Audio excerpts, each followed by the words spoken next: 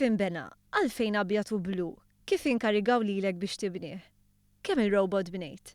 Domandi li weġibhom min jaf kemm darba l-professur Tony Dyson, isem li mhux popolari daqs dak li bena, ir-robot R2D2, wieħed mill-protagonisti fil-films StarWars.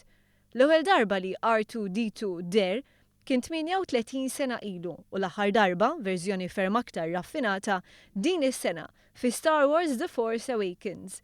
Iltqajna ma' Tony Dyson waqt konvenzjoni tal-comics bl-isem Comic-Con fil-Belt Valletta. Jinsab Malta għax Ohrog il-għaġeb jgħix imkien għajr fil-gżira Uċija. Illum qorob is-70 sena iżda tlabnih joħodna lura fi żmien meta kellu biss 18. When I was 18, I went down to the studios, Pinewood in England, and I said, I want to work. And they said, go away. I was only 18. So a couple of years later, I learned that there was another gate at Pinewood Studios, and I actually got through that gate. And the first film I actually worked on was James Bond, Moonraker. Meta ħadem fuq il-modelli spazjali ta' Moonraker, kellu kumpanija għal rasu. Jammetti li meta ingħata l-inkarigu ħassu beżan ħafna, salvatu l-attitudni korretta. Where other people would say, oh, we can't do that, you've got to say, yes, we can. But when it came to, let's say, Moonraker and the models, I was terrified. I mean, they said, make all these models, and it's a lot of models, by the way, space models with lasers. And I basically left the studio, and I admit, I screamed, oh, we're going to do this! And then you make it happen. R2D2 kien maħsub minn bniedem impenġi fuq karta minn ieħor biex finalment il-kunċett wasal għand Tony Dyson biex jibnieh.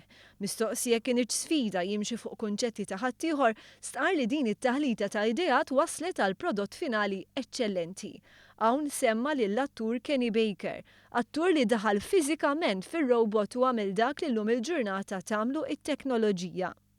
And to be quite honest with you, that was the biggest break we ever had.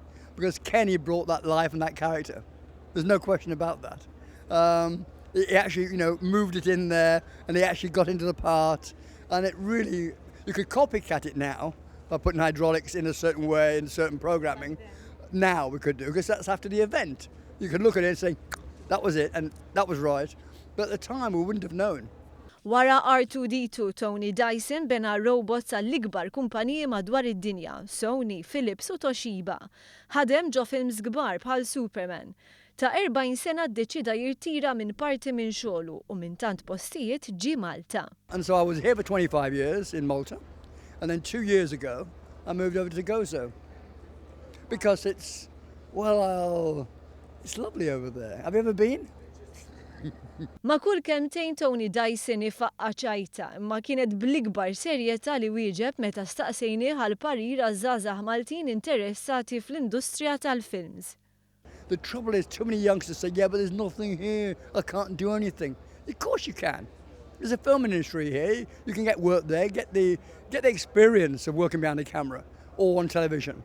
And if you want to really get on further, take it abroad. But do something with what you've got and then move on. That's simple as that. I did, and there's nothing you can't do, even at my age.